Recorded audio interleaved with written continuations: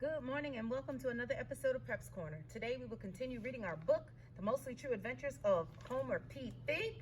We will be reading chapters 7 through 8, which is posted on the screen, our focus and purpose for reading today. So make sure you have your book in hand and are actively following along and reading.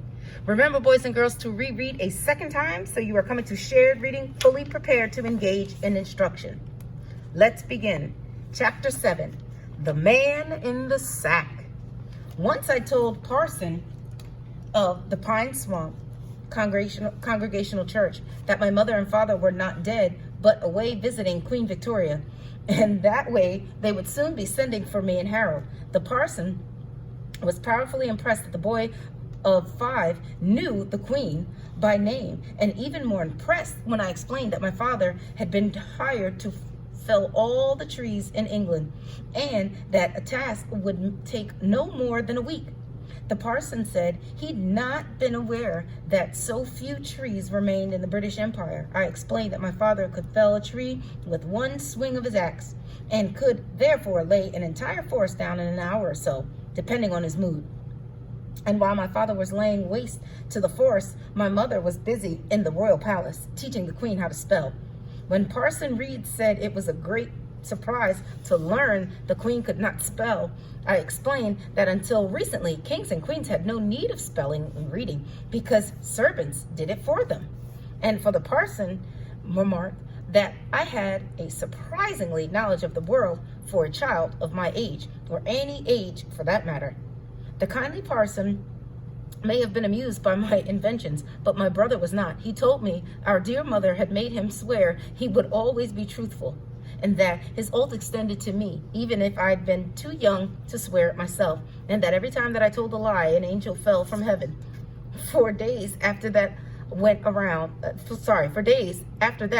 looking for fallen angels, but never encountered one. So I come to believe my big brother must have been mistaken, even if he did believe such a thing.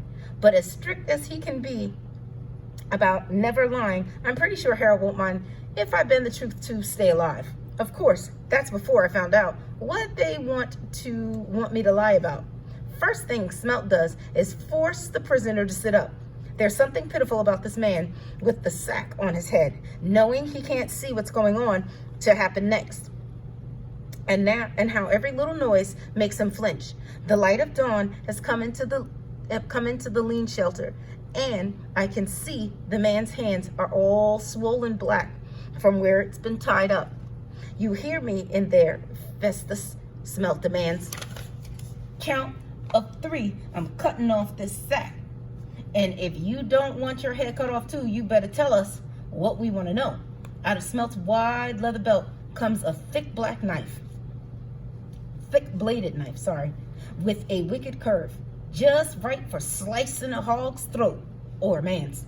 He slips the shining blade up under the flour sack and slices it open with one flick of his wrist. The sack falls away, and I'm looking at 2 white eyes as big as saucers. 2 white eyes in the face, the color of creamed coffee. Festus is your darky friend, ain't you, Festus? The white eyes squint up at Smelt, and I can tell the darkly man is fearful, but he's angry too.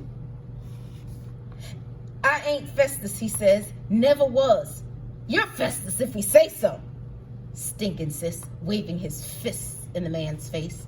The man gives his head a stubborn shake and glares up at Stink. My name is Samuel Reed, and I am a free man, born to a free woman in the state of Rhode Island.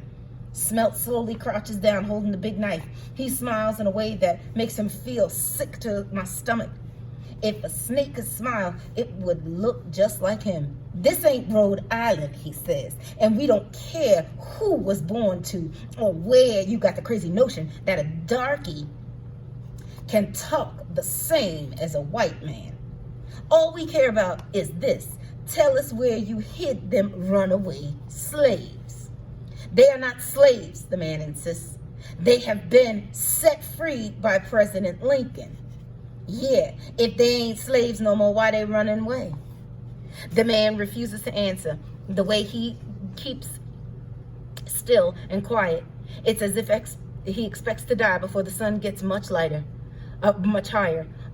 Might be he's praying too without saying a word aloud. Best get it over with, Stink suggests. Last chance, Smelt says, pointing with his knife. Speak or meet your maker. The darkly man gives his head a little shake. You can tell he's scared of the knife and doesn't want to die, but he won't say where the runaway slaves are hid, even if it kills him.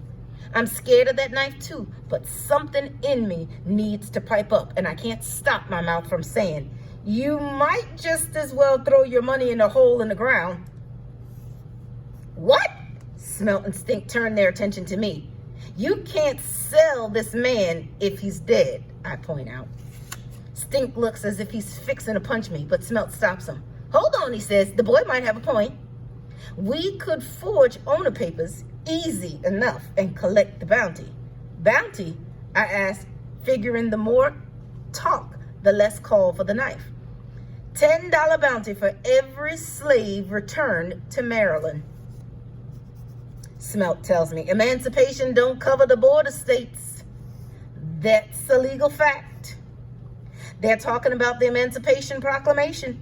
I heard men arguing about it down at the general store where they smoke and chaw all Saturday afternoon. Seems like when President Lincoln declared the slaves in the Confederacy were free, he didn't dare free the slaves in the Union states like Maryland, Delaware, and Kentucky in fear the border states might join the rebels. The proclamation is more like what they call a promise to the future when the war has been won. Don't count for much now, not if you're a slave. Smelt and Stink get to talking, and they decide they'll leave the darkly man alive for now, at least until the boy helps them locate where the runaway slaves are hid. The boy who's going to lie his way into the Underground Railroad, the boy who's going to make them rich, must be that being scared makes you stupid, because it takes a while for me to realize the boy is me. Stink Mullins takes charge of Samuel Reed, the darkly man, while me and Smell head off into the pine forest looking for a trail. He's tied a rope around my neck, like you would with a mule or a dog, and if I pull too hard, the rope tightens. You're a quick little fella, he says. Best keep in mind you can't outrun my knife. To demonstrate, he flicks his knife at the tree trunk and hits it square in the middle, with the blade buried deep. There may come a time when I can get loose and run for it, but for now I'm going along, doing what he says, walking through the soft leaves, smelling the spruce and pine all around us, and the ferns that tickle my knees.